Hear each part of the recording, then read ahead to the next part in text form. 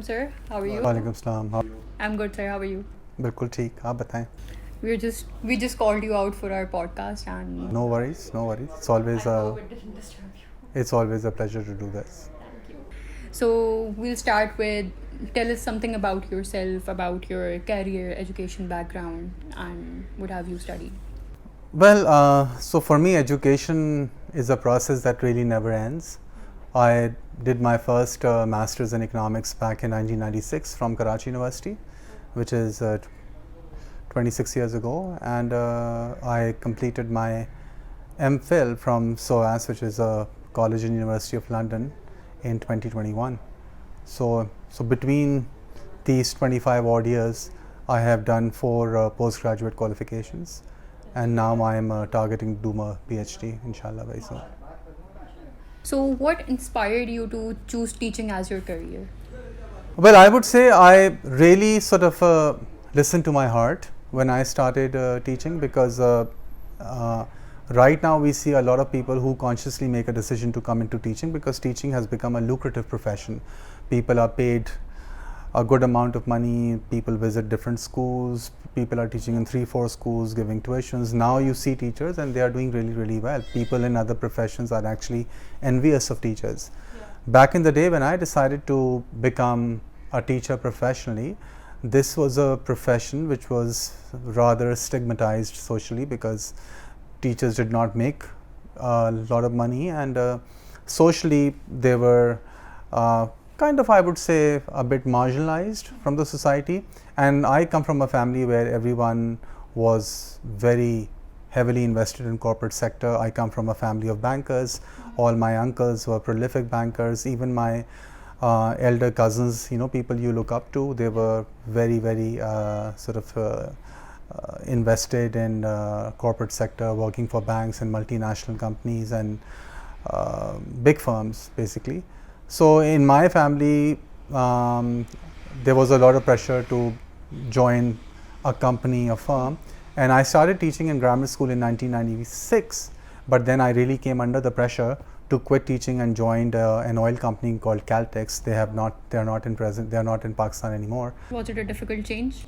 It was a very difficult change because it was during that 1 year that I spent in that oil firm, I realized that I'm not really cut out for a corporate job.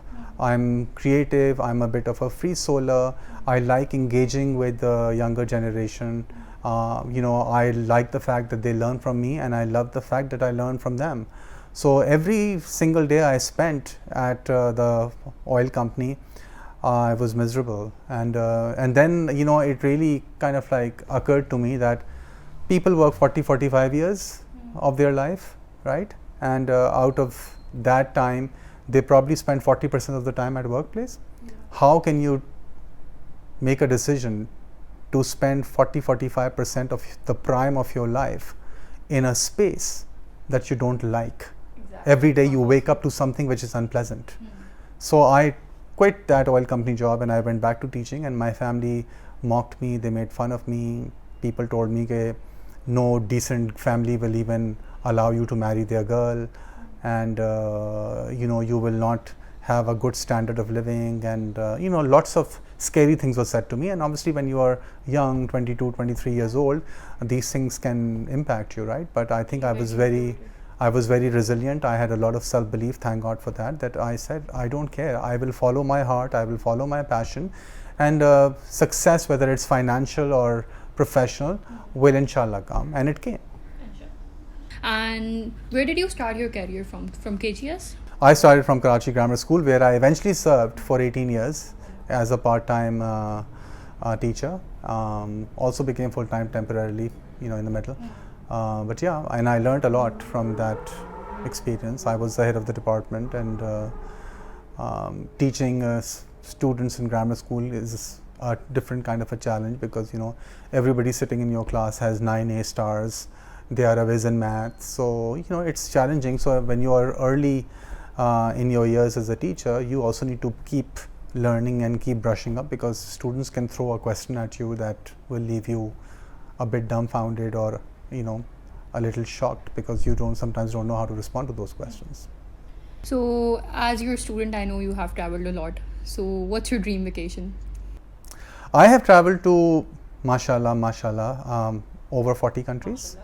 And I've always maintained that when I speak to my friends, they talk about big cars and plots and houses, and I talk about my travel experiences because those are the only assets I have. But I think I have no regrets in doing that, or or what I've done, spent a lot of money on traveling, because I think travel really teaches you a lot. It makes you so aware, it makes you observe so many cultures, so many different types of people, so many different types of customs, sensitivities. You get exposure to different kinds of languages, different cuisines, different kinds of topography. So I mean, अल्लाह मियाँ ने इतनी बड़ी कायनात बनाई है देखने के लिए, तो देखना चाहिए. That's what I do. Yeah, explore it. Are you a foodie? Are you a foodie? Oh, I'm a big foodie. Yeah, I love food and I like trying different types of cuisine. So wherever I go, I never look for McDonald's or KFC or a desi joint. I will always dive right into the local cuisine. So I was in Georgia just a few weeks ago, and I loved their cuisine, which is called khinkali. They make dumplings, and they have this thing called khachapuri, where they make cheesy bread and different types of cheesy. Mouth-watering. So and that's the fun of it, right? You try to blend with the local people and the local food, rather than looking for a McDonald's or a KFC. So let's come to Eden. So what triggered you to leave teaching and open up your own institute and come up with an idea of opening a college? Well, to be very honest, I was actually approached by Sir Zishan Jaka and then Sir Faisal, and felt really honored that they found me worthy of having me as a partner. And we put up a team together and worked very hard to launch this college. And we launched it really at a very challenging time because COVID was in full swing. But Alhamdulillah, by the grace of God, I think we have done very, very well. We are very happy with our progress. And there was a time when I did not believe कि हम इतना आगे आ पाएंगे, but we have come so far, and now we are fully invested in it. Alhamdulillah, mashallah. So was it your dream to open up a college or in school or an institute, or you were more towards teaching? Well, I personally think teaching is still my forte, which is what I do here, right? I'm going to be teaching 5 groups, and I have also stepped down from the position of the dean because I really want to focus on my teaching. I feel that that's really my real skill, and to connect with students and explain them concepts, that's what I really like. So yeah, that's what I have decided. And opening up your own school is always a challenge, but I'm happy that from a personal point of view, I have a legacy, mashallah. Inshallah, this college is growing. It will keep growing by the grace of God. And at some point, if I live that long, when I retire, I will have a stake in this school, and I will have a good retired life, hopefully. That's the plan. So for me, what I would ask is, how was it to be a dean? How would you describe it? To be a dean, how would you describe it? We have always known. So dean is a very challenging job, because you are really at the you are the nucleus of the school, essentially, right? You are the epicenter, basically. So it's you have to obviously liaise with teachers, you have to liaise with students, you have to look after everyone. You really have to be a people's person, and it's not an easy job. It's a very challenging job, and I felt that the burden of deanship was affecting the way I was teaching, and I was upset about it, because teaching is not something I would like to compromise on. So we really decided that now we were in a position to hire dean as a separate function, and I think Sir Faik is doing a fantastic job, mashallah, and that allows me to free up some time and focus on my teaching, which is what I enjoy. So I think it's a win-win. So who named it Eden, and what's the idea behind your tagline, forwards and onwards? Eden was a name that was, I think, originally suggested by Sir Zishan. We had some other ideas as well, but then I think, given other considerations, that it should be easy to pronounce, it should be easy to remember, it should have some kind of attraction the moment someone hears it, it should not be a difficult name. So I think all those considerations from social media point of view, from promotion and advertising point of view, we all agreed that Eden was a good choice. And then we also kind of like thought that, you know, the philosophy behind Eden and the theme behind Eden could also be replicated in this place, which is what we have tried to do. That's good to know. Yeah. Okay, so next question is, how would you teach a mixed ability class? I have always taught a mixed ability class. The levels of those abilities may have been different, but I personally feel that the only way you can successfully teach a mixed ability class is to keep changing gears. There are topics which have a quantitative dimension. Slow down there maybe, because some students find it difficult to grasp concepts which are mathematical and which are more technical. On the other hand, there are topics which are more theoretical. They are easy, so students can easily understand them. That's why you can step up on the gas and, you know, accelerate a bit. And I think the most important thing is that a school should provide some kind of a support outside the classroom. So teachers should make themselves accessible. I have always made myself accessible. People have always been welcome to come to me and ask me questions if they haven't understood something. I even took extra lessons. And then if you don't have that luxury, because some teachers are part-time, they're just shuttling between different schools, then we have the associate teachers, right? And I think that is the best way forward to make sure that everybody is able to. Yeah. So what would be one thing that your students would be surprised to know about you? I think a lot of people don't know that I'm an avid mountaineer.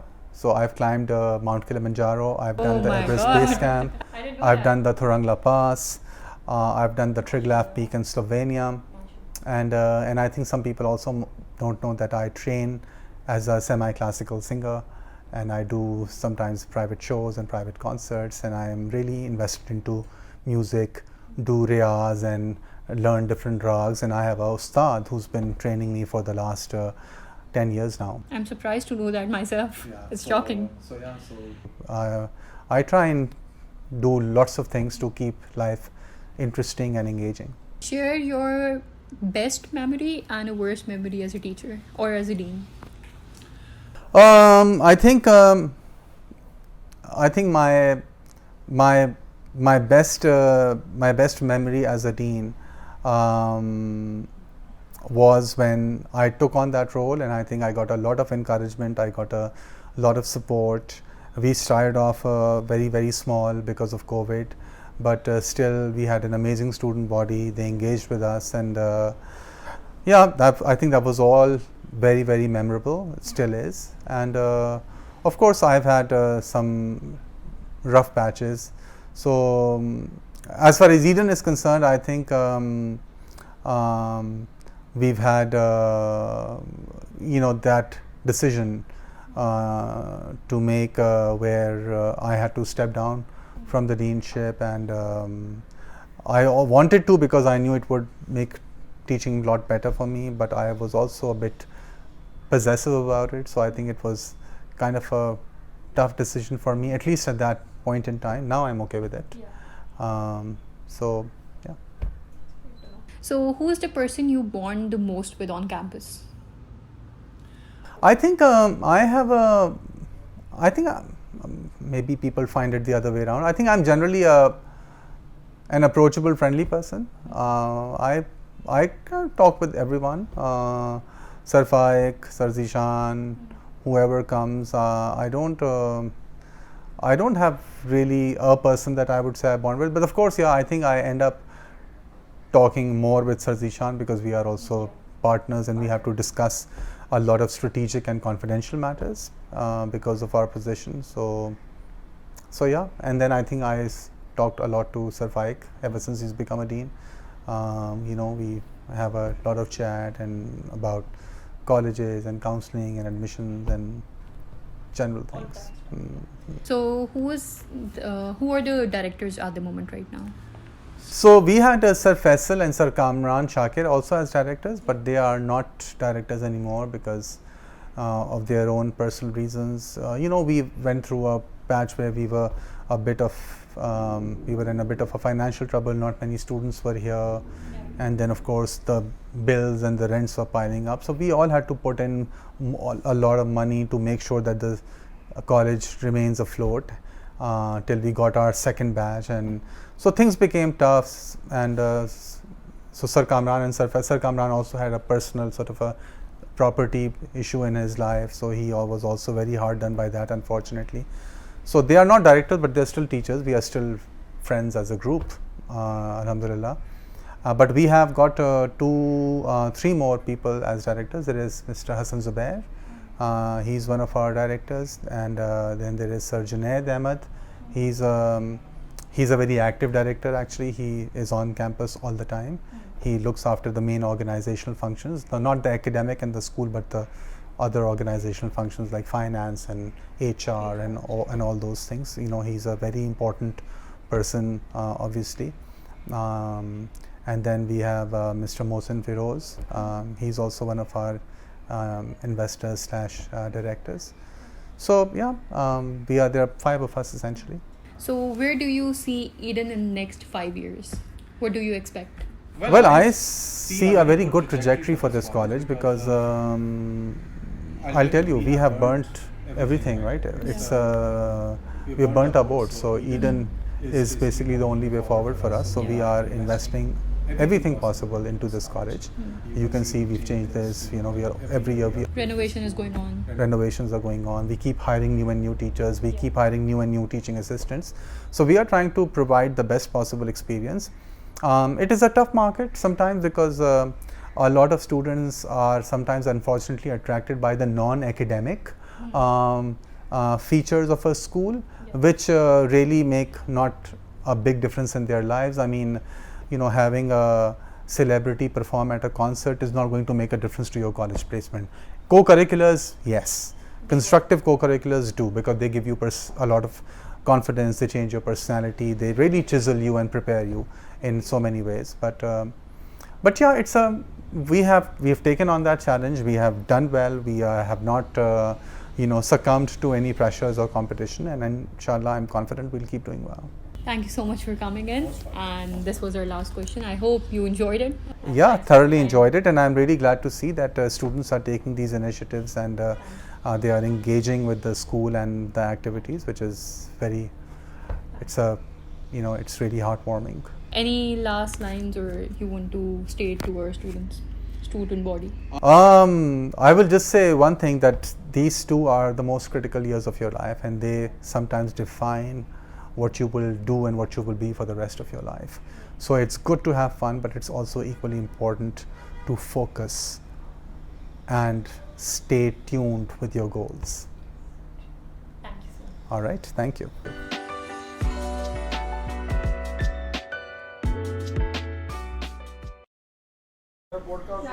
Sir आपने touch किया नहीं, you said you cancelled it and then you didn't get sir मैंने आपने मुझे देखा था